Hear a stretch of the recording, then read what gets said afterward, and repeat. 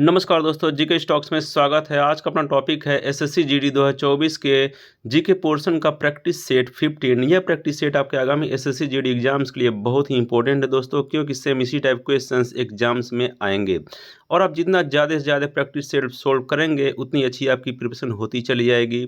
तो बता दें दोस्तों, इस वीडियो के डिस्क्रिप्शन में 1 से लेकर के 14 तक वीडियो के प्रैक्टिस सेट का लिंक दिया गया है, जहाँ से जाकर आप उन्हें भी देख सकते हैं। तो स्टार्ट करते हैं दोस्तों। इसके पहले एक रिक्वेस्ट है, यदि आप इस चैनल पर नए हैं या पहली बार आए हैं तो कृपया करके इस चैनल को सब्सक्राइब कर लें तथा बेल आइकन को दबा दें, ताकि जो भी इस टाइप के वीडियो अपलोड हो वो सबसे पहले आपको मिले। तो चलते हैं दोस्तों, सॉल्व करते हैं आज का अपना प्रैक्टिस सेट 15।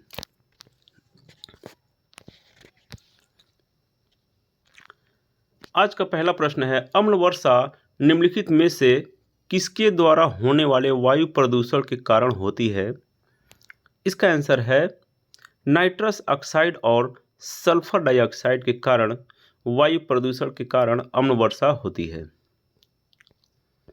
अगला प्रश्न है, निम्नलिखित में से कौन सुमेलित है? इसका आंसर है ऑप्शन ए, नोंगाखाइलेम अभयारण्य मेघालय में है, यह सुमेलित है। अगला प्रश्न है, निम्नलिखित में से कौन सुमेलित नहीं है? इसको पहले सॉल्व करते हैं। देखते हैं। हीराकुंड परियोजना महानदीप है, ये सही है। काकरापाड़ा परियोजना ताप्ती नदी है, ये भी सही है। पोचमपाद परियोजना गोदावरी नदी पे, ये भी सही है। जायकावाड़ी परियोजना कृष्णा नदी पे, ये फॉल्स है। इसका मतलब इसका आंसर हो जाएगा ऑप्शन डी। अगला प्रश्न है, निम्नलिखित में से कौन सा महल अकबर द्वारा निर्मित है? इसका आंसर है जहांगीर महल अकबर द्वारा निर्मित है। अगला प्रश्न है, मध्यकालीन भारत में मनसबदारी व्यवस्था क्यों लागू की गई थी? इसका आंसर है सैनिकों की सुगमता से भर्ती हेतु मध्यकालीन भारत में मनसबदारी व्यवस्था लागू की गई थी। अगला प्रश्न है, निम्न में से कौन सा एक राष्ट्रवादी समाचार पत्र नहीं था? इसका आंसर है द टाइम्स ऑफ इंडिया, एक राष्ट्रवादी समाचार पत्र नहीं था। अगला प्रश्न है, मौर्य समाज का 7 वर्गों में विभाजन का विशेष रूप से उल्लेख किया गया है, किस चीज में, किस पुस्तक में? इसका आंसर है मेगस्थनीज की पुस्तक इंडिका में मौर्य समाज का 7 वर्गों में विभाजन का विशेष रूप से उल्लेख किया गया है। अगला प्रश्न है, 1929 ईस्वी में खुदाई खिदमतगार को किससे संगठित किया गया? इसका आंसर है खान अब्दुल गफ्फार खां ने खुदाई खिदमतगार को संगठित किया था। अगला प्रश्न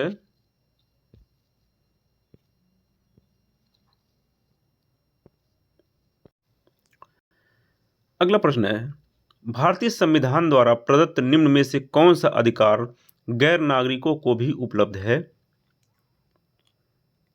इसका आंसर है संवैधानिक निराकरण का अधिकार।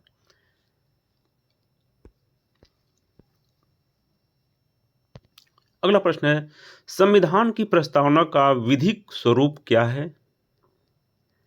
इसका आंसर है यह लागू नहीं किया जा सकता। अगला प्रश्न है, एक विधेयक जो संसद में प्रस्तुत किया जाता है कौन सी क्रिया के बाद अधिनियम बन जाता है? इसका आंसर है जब राष्ट्रपति अपनी सहमति दे देता है।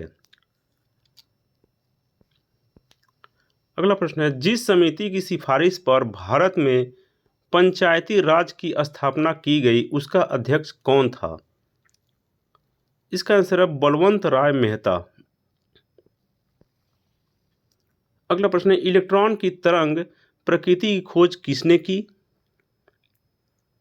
इसका आंसर है डी ब्रोगली ने इलेक्ट्रॉन की तरंग प्रकृति की खोज की थी। अगला प्रश्न है, मिथाइल ऑरेंज के क्षारीय विलयन का रंग होता है?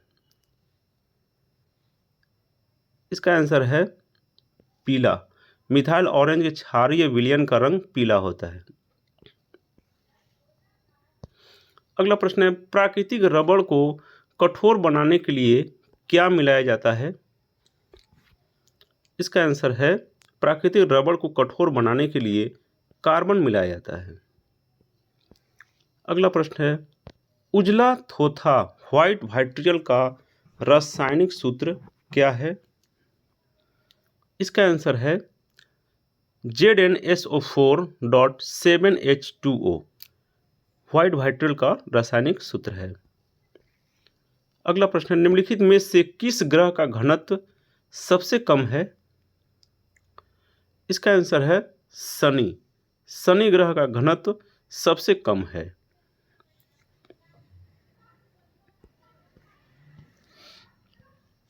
अगला प्रश्न, निम्नलिखित में से किस देश से विषुवत रेखा नहीं गुजरती है? इसका आंसर है अर्जेंटीना। अर्जेंटीना से विषुवत रेखा नहीं गुजरती है। अगला प्रश्न है, शीतोष्ण कटिबंध क्षेत्र की वनस्पति कहलाती है? इसका आंसर है मेसोफाइट। शीतोष्ण कटिबंध क्षेत्र की वनस्पति मेसोफाइट कहलाती है।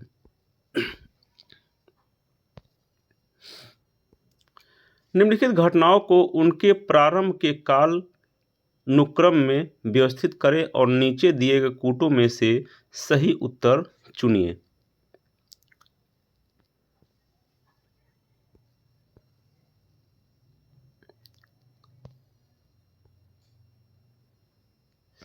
इसका हो जाएगा, इसका सही कूट जो होगा वह होगा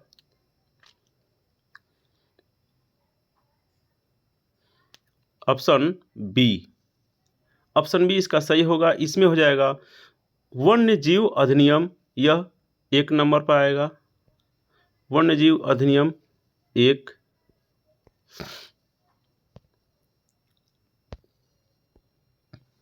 वन्य जीव अधिनियम 1 पर आएगा। और प्रोजेक्ट टाइगर ये आएगा 2 नंबर पर। और प्रोजेक्ट हाथी आएगा 3 नंबर पर। जैव विविधता अधिनियम आएगा 2 नंबर पर। इसलिए इसका जो आंसर हो जाएगा वह ऑप्शन बी होगा। अगला प्रश्न है, जोवाई, सुकरी एवं जोजारी किस नदी की सहायक नदियां हैं? इसका आंसर है लूनी नदी। लूनी नदी की सहायक नदियां हैं जोवाई, सुकरी और जोजारी। अगला प्रश्न है, एक गोलीय दर्पण के परावर्ती पृष्ठ के मध्य एक बिंदु होता है जिसे कहते हैं? इसका आंसर है ध्रुव पोल। इसे कहते हैं, इसे ध्रुव पोल कहते हैं। अगला प्रश्न है, किसी चालक में विद्युत धारा द्वारा उत्पन्न ऊष्मा को किस रूप में निरूपित करते हैं? इसका आंसर है H=I²RT द्वारा विद्युत धारा द्वारा उत्पन्न ऊष्मा को निरूपित करते हैं। अगला प्रश्न है, निम्न में से कौन सी एक रासायनिक अभिक्रिया है? इसका आंसर है मक्खन का खट्टा होना एक रासायनिक अभिक्रिया है। अगला प्रश्न है, जब किसी साबुन के बुलबुले को आवेशित किया जाता है तो निम्नलिखित में से क्या घटित होता है? इसका आंसर है उसकी त्रिज्या बढ़ जाती है। जब किसी साबुन का बुलबुला आवेशित किया जाता है तो उसकी त्रिज्या बढ़ जाती है। अगला प्रश्न है, निम्न में से कौन सा घोल विद्युत का चालक नहीं है? इसका आंसर है ग्लूकोज घोल विद्युत का चालक नहीं है। अगला प्रश्न है, जब प्रकाश की किरण एक सघन माध्यम से विरल माध्यम में यात्रा करती है तो यह किस दिशा में मुड़ती है? इसका आंसर है अभिलंब से दूर तथा गति बढ़ जाती है।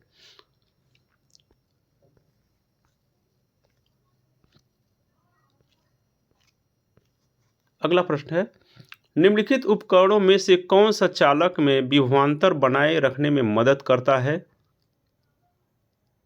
इसका आंसर है सेल या बैटरी विभवांतर बनाए रखने में मदद करता है।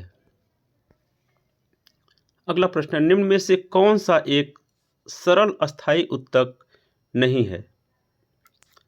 इसका आंसर है जाइलम, एक सरल अस्थायी उत्तक नहीं है। अगला प्रश्न है, प्राचीन काल के जानवरों, पौधों एवं अन्य जीवों के संरक्षित अवशेषों या चिन्हों के अध्ययन का विज्ञान कहलाता है? इसका आंसर है पैलिएंटोलॉजी कहलाता है। अगला प्रश्न है, ऑस्टियोपोरोसिस किस रोग से संबंधित है? इसका आंसर है ऑस्टियोपोरोसिस हड्डी रोग से संबंधित है। अगला प्रश्न है, मानव में बैक्टीरिया के संक्रमण को रोकने का सबसे सरल इलाज क्या है? इसका आंसर है एंटीबायोटिक्स। बैक्टीरिया के संक्रमण रोकने का सबसे सरल उपाय है एंटीबायोटिक्स। अगला प्रश्न है, अलैंगिक प्रजनन लैंगिक प्रजनन से भिन्न है। अलैंगिक प्रजनन में क्या होते हैं? इसका आंसर है नए जीव जनक माता पिता के समान होते हैं अलैंगिक प्रजनन में। अगला प्रश्न है, निम्नलिखित में से कौन बढ़ते भ्रूण के लिए पोषक उत्तक का कार्य करता है? इसका आंसर है एंडोस्पर्म, बढ़ते भ्रूण के लिए पोषक उत्तक का कार्य करता है। अगला प्रश्न है, एक पौधे के तने या जड़ का घेरा किस कारण बढ़ता है? इसका आंसर है लेटरल मेरिस्टेम के कारण बढ़ता है। अगला प्रश्न है, उत्तक के संबंध में कौन सा कथन सही है? इसका पहले चेक करते हैं। कोशिकाओं से उत्तक और उत्तकों से अंग का निर्माण होता है, यह सही है। उत्तक शब्द का विशेष प्रयोग विसैट ने किया, यह भी सही है। वे कोशिकाएं जो मूल रूप से दिखने में और कार्य करने में समान होती हैं उत्तक कहलाती हैं, ये भी सही। इसलिए इसका आंसर हो जाएगा ऑप्शन ए 1, 2 और 3। अगला प्रश्न है, मानव शरीर के भीतर रक्त निम्न में से किसके उपस्थिति के कारण नहीं जमता है? इसका आंसर है हिपेरिन। हिपेरिन के कारण रक्त नहीं जमता है। अगला प्रश्न है, नाइट्रोजन फिक्सेशन करने वाले नील हरित शैवाल कौन से फसल वाले खेतों में पाए जाते हैं? इसका आंसर है धान। धान में पाए जाते हैं नाइट्रोजन फिक्सेशन करने वाले नील हरित शैवाल। अगला प्रश्न है, निम्न में से कौन सा सही सुमेलित नहीं है? इसका आंसर है प्लेग हेमोफिलस परटूटस, ए सही सुमेलित नहीं है। हैजा वाइब्रियोकोलोरिस होता है, सही है। कोढ़ कुष्ठ रोग माइक्रोबैक्टीरिया लेप्रिस होता है, ये सही है। टिटनस क्लोस्ट्रीडियम टिटेनिस होता है, ये भी सही है। सिर्फ डी जो प्लेग हेमोफिलस परटूटस होता है यह गलत है, इसलिए इसका आंसर हो जाएगा ऑप्शन डी।